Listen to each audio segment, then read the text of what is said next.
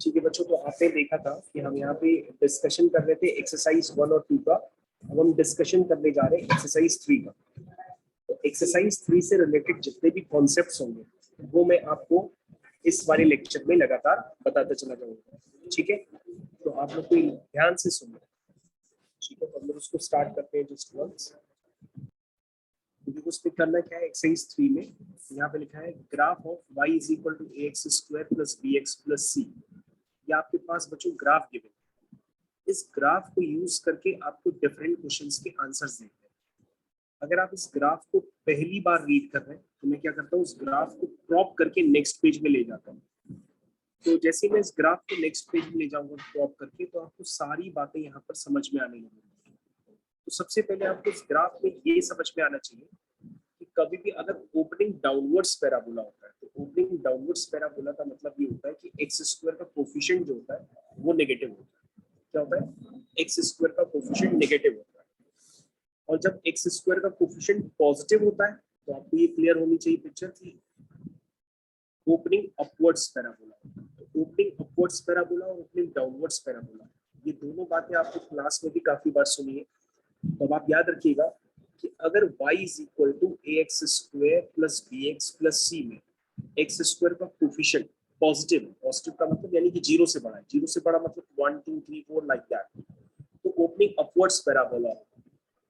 ठीक है, और अगर x स्क्वायर का कोफिशिएंट नेगेटिव है तो ओपनिंग डाउनवर्ड्स पैराबोला है।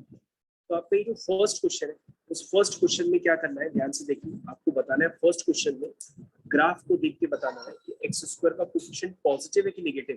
तो आपने देखा ये जो पैराबोला है ये ओपनिंग डाउनवर्ड्स पैराबोला है। तो ओपनिंग डाउनवर्ड्स पैराबोला के केस में एक्स स्क्वायर का कोफिशिएंट नेगेटिव होता है। तो आपको इन क्वेश्चंस में आंसर देना है कि ये ट्रू है कि फॉल्स है।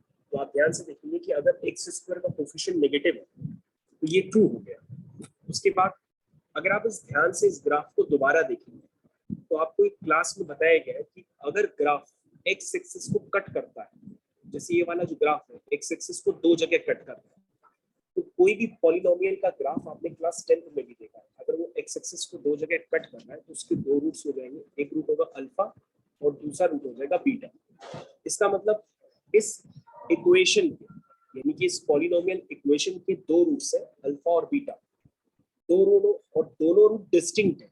तो आप कह सकते हैं डिस्क्रिमिनेंट ग्रेटर देन जीरो, क्योंकि डिस्क्रिमिनेंट ग्रेटर देन जीरो आपने क्लास 10th में भी पढ़ा और देखा था कि जब डिस्क्रिमिनेंट जीरो से बड़ा होता है तो उसके रियल एंड डिस्टिंक्ट रूट्स होते हैं। और आपके पास जो यहाँ पर ग्राफ बना वो ग्राफ दो बार एक्स एक्सिस को कट कर रहा है, इसका मतलब इसके रियल और डिस्टिंक्ट रूट्स होते हैं। इसके अलावा आपको और भी जानकारी क्लास 10th में बताई जाती थी कि यदि एक्स स्क्वायर का कोफिशिएंट पॉजिटिव है तो ओपनिंग अपवर्ड्स, एक्स स्क्वायर का कोफिशिएंट नेगेटिव है तो ओपनिंग डाउनवर्ड्स, डिस्क्रिमिनेंट जीरो है तो इक्वल रूट्स, और डिस्क्रिमिनेंट लेस देन जीरो है तो नॉन रियल रूट्स। तो ये सारी बातें आप पहले से भी जानते हैं क्लास 10th के अकॉर्डिंग। थर्ड वाला पार्ट पे चलते हैं। थर्ड वाले पार्ट क्या होता है कि कोई भी पॉलिनोमियल होती है अगर उसके रूट्स होते हैं अल्फा और बीटा, तो बच्चों जो सम ऑफ रूट्स होता है वो होता है माइनस बी बाई ए, और जो प्रोडक्ट ऑफ रूट्स होता है वो होता है सी बाई ए। ये आपने क्लास 10th में भी सीखा है। अब बच्चों आप ये बताइए, यहाँ पर इस क्वेश्चन को देख करके आप प्रेडिक्ट कर सकते हैं कि सम ऑफ रूट्स पॉजिटिव होगा कि नेगेटिव होगा। अगर पॉजिटिव होगा तो ट्रू हो जाएगा, नेगेटिव होगा तो फॉल्स हो जाएगा। तो सबसे पहले आप चेक करिए कि आपका जो एक रूट है बीटा उसका मैग्नीट्यूड पॉजिटिव साइड में ज्यादा है, और जो दूसरा रूट है अल्फा उसका मैग्नीट्यूड नेगेटिव साइड में कम है। लेट्स से अगर ये बीटा मान लो 4 है तो अल्फा क्या हो गया, -1 हो गया। क्योंकि बच्चों हम इतनी लेंथ को मान लेते हैं -1 और इतनी लेंथ को -1 से तो ज्यादा ही मानेंगे, मान लो 4 हो गई क्योंकि पॉजिटिव डायरेक्शन में। तो बच्चों अगर हम इन दोनों रूट्स का सम करें दैट मींस -1 + 4 तो वैल्यू 3 आएगी, और जो 3 होती है वो 0 से बड़ी होती है। इसका मतलब थर्ड क्वेश्चन में आपसे पूछा गया है कि सम ऑफ रूट 0 से बड़ा होगा कि छोटा होगा, तो आप कहेंगे 0 से बड़ा होगा। इसका मतलब थर्ड क्वेश्चन का जो ऑप्शन होगा वो भी ट्रू हो जाएगा। उसके बाद बच्चों हम लोग फोर्थ क्वेश्चन की तरफ चलते हैं।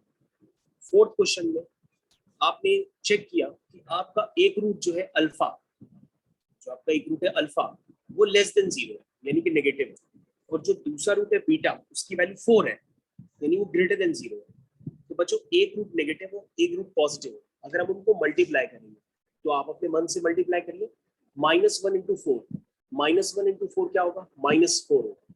तो यानी जो प्रोडक्ट आ रहा है वो नेगेटिव आ रहा है, और प्रोडक्ट नेगेटिव होने के केस में क्या होगा, प्रोडक्ट ऑफ फ्रूट्स क्या होगा, प्रोडक्ट ऑफ फ्रूट्स कैसा होगा, नेगेटिव होगा। लेकिन फोर्थ ऑप्शन में लिखा हुआ है कि प्रोडक्ट ऑफ फ्रूट्स पॉजिटिव है, दैट मींस ये क्या हो गया, फॉल्स हो गया।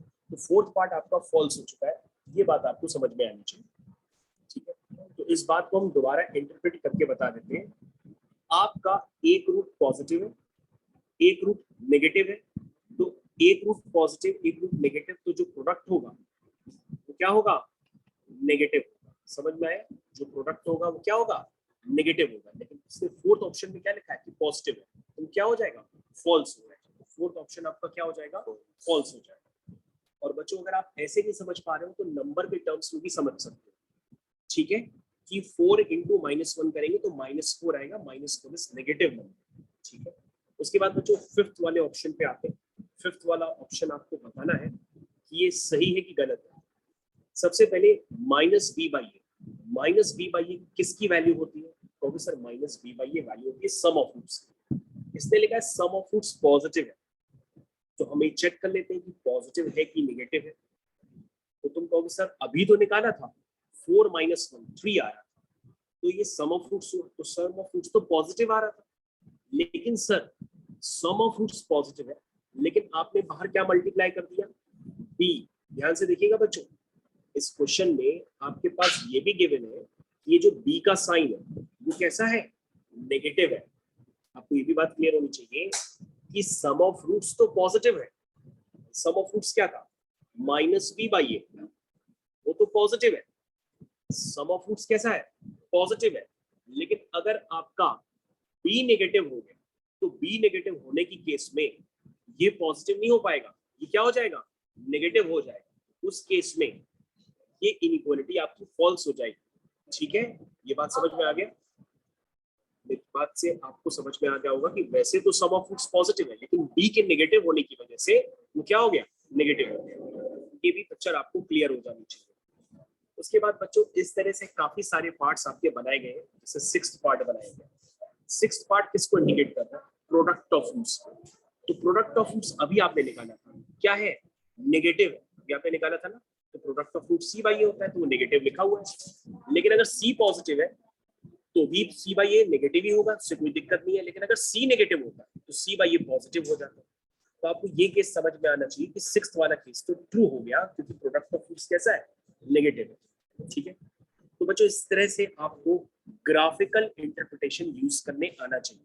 इस क्वेश्चन में सबसे इंपॉर्टेंट बात यह है कि एक्स स्क्वायर के कोफिशिएंट आपको जज करने आना चाहिए सबसे पहले, कि अगर एक्स स्क्वायर का कोफिशिएंट नेगेटिव है तो opening downwards parabola, x square का कोफिशिएंट पॉजिटिव है तो opening upwards parabola.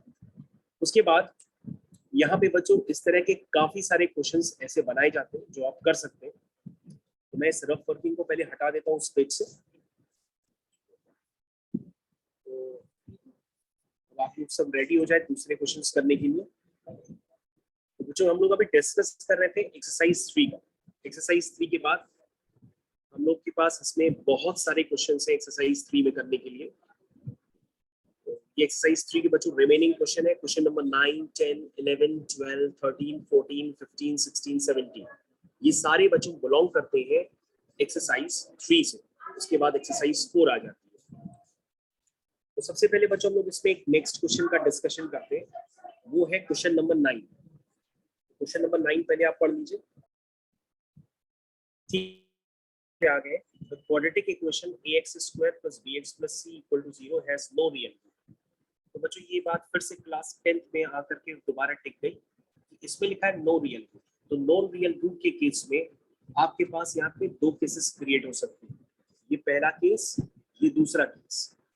Real root नहीं होगा तो इसका मतलब ग्राफ ऐसे भी बन सकता है, और रियल रूट नहीं होगा तो ग्राफ आप दूसरी तरह से भी बनाना जान चुके हैं। तो दूसरी तरह से बना लीजिए।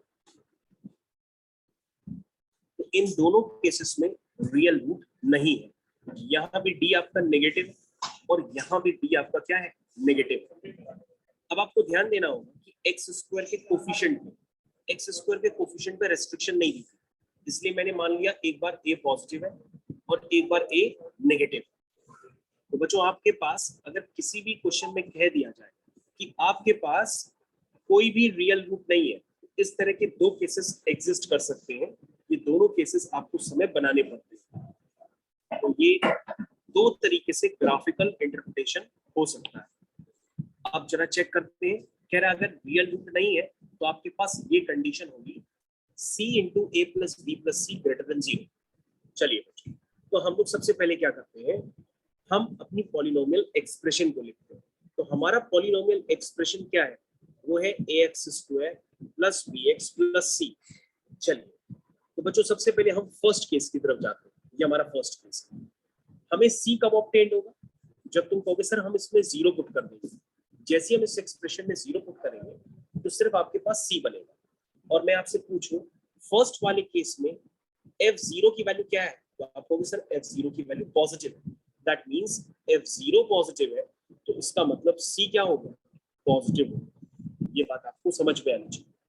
उसके बाद बच्चों ये बताओ a plus B plus C कभी अपीयर होगा, तो कहोगे sir a plus B plus C तभी अपीयर हो सकता है जब हम अपने पॉलिनोमियल एक्सप्रेशन में x की जगह 1 पुट करें। जैसे हम x की जगह 1 पुट करेंगे तो हमारे पास a प्लस बी प्लस सी आ जाएगा। अब मैं आपसे पूछूंगा कि फर्स्ट वाले केस में 1 पर फंक्शन की वैल्यू क्या होगी, तुम कहोगे सर 1 पर फंक्शन की वैल्यू फिर से पॉजिटिव है, तो इसका मतलब f1 क्या हो गया, पॉजिटिव हो गया। That means a plus B plus C भी क्या हो गया, पॉजिटिव हो गया। तो बच्चों ये आपका फर्स्ट केस का इंटरप्रिटेशन हो गया। अब हम लोग को बच्चों दोनों को अलग अलग नहीं देखना, हमें f0 और f1 को मल्टीप्लाई करके चेक करना है कि वो पॉजिटिव है कि नेगेटिव है। तो सबसे पहले आप f0 को देखिए, f0 आपका c है, f1 क्या है, a प्लस बी प्लस सी है। तो मैंने कहा f0 क्या है, 0 से बड़ा है, f1 क्या है, 0 से बड़ा है, तो उनका प्रोडक्ट भी क्या होगा, 0 से बड़ा होगा। तो बच्चों आपके पास पहला वाला केस प्रूफ हो गया। अब हम उनकी वैल्यूज पुट करते हैं तो फर्स्ट वाला केस इस बात को इंडिकेट कर रहा है कि जो आपने करा वो एकदम सही है। चलिए दूसरे वाले केस की तरफ मूव करते हैं। तो बच्चों दूसरे वाले केस में अब मैं आपसे पूछता हूं कि दूसरे वाले केस को प्रूफ करने के लिए अगर हम फिर से यही पूरी कहानी बताते हैं तो सबसे पहले आप कहोगे कि पॉलिनोमियल एक्सप्रेशन जो आपका है उसमें x इक्वल टू 0 रखते ही आपके पास क्या बनेगा, सिर्फ c बनेगा। अब हमने कहा x इक्वल टू 0 पर फंक्शन की वैल्यू कैसी है, नेगेटिव। तो यहाँ पे बच्चों f0 आपका नेगेटिव है, दैट मींस c कैसा है, नेगेटिव है। ठीक है, अब हमने कहा आपको और क्या चाहिए, a प्लस बी प्लस सी। तो a प्लस बी प्लस सी कब क्रिएट होगा, जब हम f1 लिखेंगे तो आ जाएगा a प्लस बी प्लस सी। ठीक है, जब हम f1 लिखेंगे तो क्या आ जाएगा, a प्लस बी प्लस सी आ जाएगा। चलिए 1 कहां पर होगा, यहाँ पर 1 होगा। 1 पर फंक्शन की वैल्यू क्या है, तो भी सर फिर से नेगेटिव है। तो सर f1 क्या हो गया, नेगेटिव हो गया। f1 नेगेटिव होने का मतलब a plus B plus C भी क्या हो गया, नेगेटिव हो गया। तो बच्चों f0 भी नेगेटिव है, f1 भी नेगेटिव है। अगर दो क्वांटिटीज नेगेटिव होती है, अगर हम उनको आपस में मल्टीप्लाई करते हैं तो वो क्या हो जाती है, पॉजिटिव हो जाती है। दैट मीन्स बच्चों c into a plus B plus C यहाँ पे भी पॉजिटिव हो। इसका मतलब बच्चों चाहे एक्स स्क्वायर का कोफिशिएंट नेगेटिव हो चाहे एक्स स्क्वायर का कोफिशिएंट पॉजिटिव हो, दोनों ही केस में आप ये कह सकते हैं कि c इंटू ए प्लस बी प्लस सी का जो प्रोडक्ट होगा वो कैसा होगा, पॉजिटिव होगा।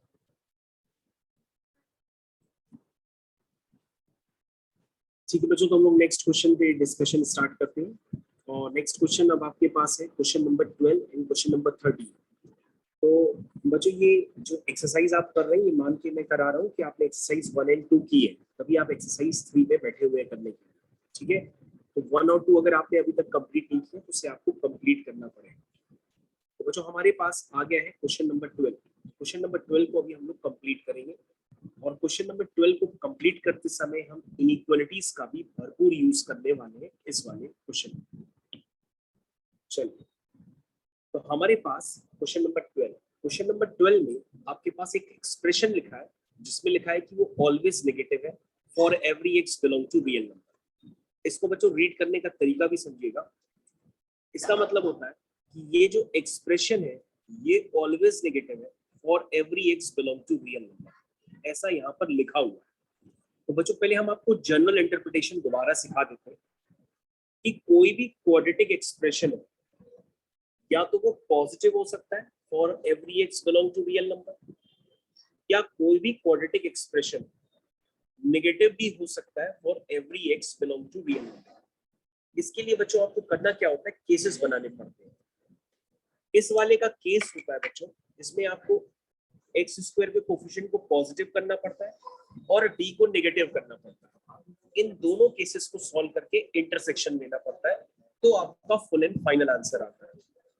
और बच्चों दूसरे वाले केस में एक्स स्क्वायर के कोफिशिएंट को नेगेटिव करना पड़ता है और डी को भी नेगेटिव करना पड़ता है। इन दोनों को इंटरसेक्शन करने पर फाइनल आंसर आता है। तो चलिए बच्चों हम लोग अपने क्वेश्चन को समझना स्टार्ट करते हैं।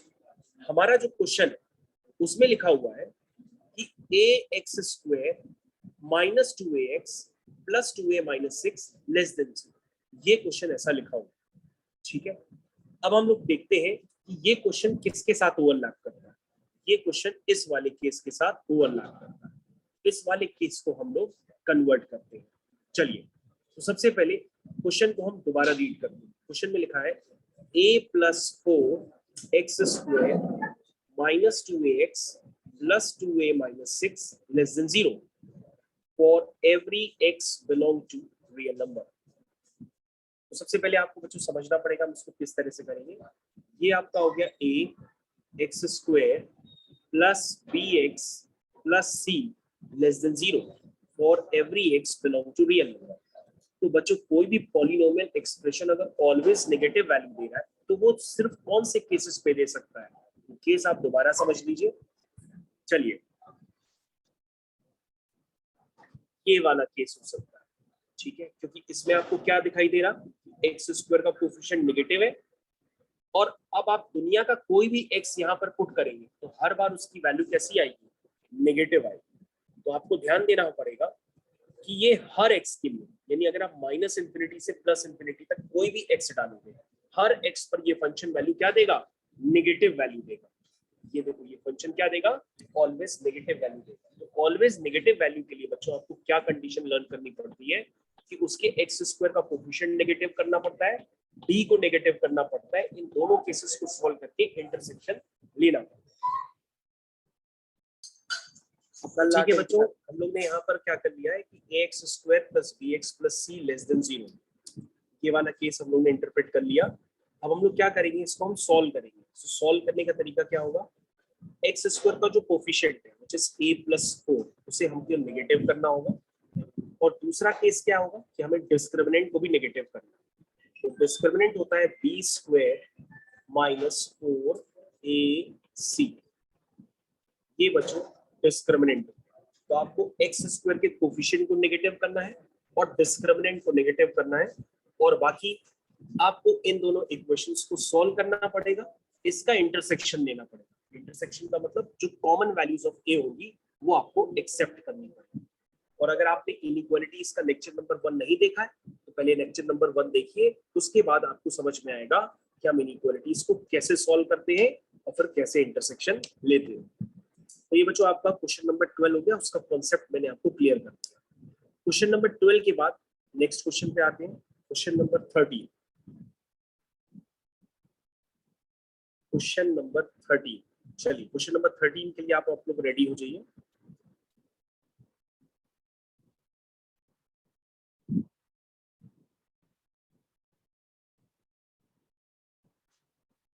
क्वेश्चन नंबर 13, क्वेश्चन नंबर 13 में बच्चों फिर से वही केस रिपीट हो गया। अब आप देख सकते हैं यहाँ पे लिखा है A X square plus B X plus C, क्या लिखा हुआ है, पॉजिटिव लिखा है। और मैंने आपको बताया था कि अगर A X square plus B X plus C always positive होता है तो उसके भी केसेस होते हैं। क्या केस होता है कि अगर एक्स स्क्वायर का coefficient positive, that means A positive, opening upwards graph बनेगा और वो हर एक्स पर कैसी वैल्यू दे रहा है, पॉजिटिव वैल्यू दे रहा है। देख लो, चाहे यहाँ से एक्स डालो, चाहे यहाँ से एक्स डालो, चाहे यहाँ से एक्स डालो, हर एक्स पर इसकी वैल्यू कैसी आएगी, पॉजिटिव वैल्यू आएगी। इसका मतलब यहाँ पे केसेस बनके क्रिएट हो गए। क्या केसेस क्रिएट हो गए कि अगर एक्स स्क्वायर का कोफिशिएंट पॉजिटिव हो that means a minus 1 positive हो, और इसी सेम इक्वेशन का डिस्क्रिमिनेंट नेगेटिव हो, क्योंकि एक बार भी ये एक्स एक्सिस को कट नहीं कर रहा है, इसका मतलब रियल रूट नहीं।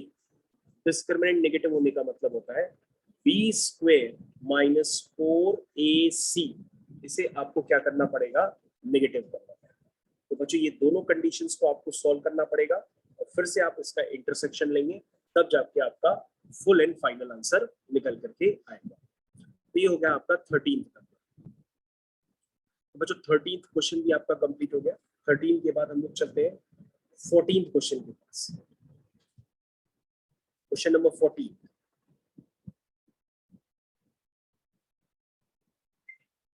Question number 14।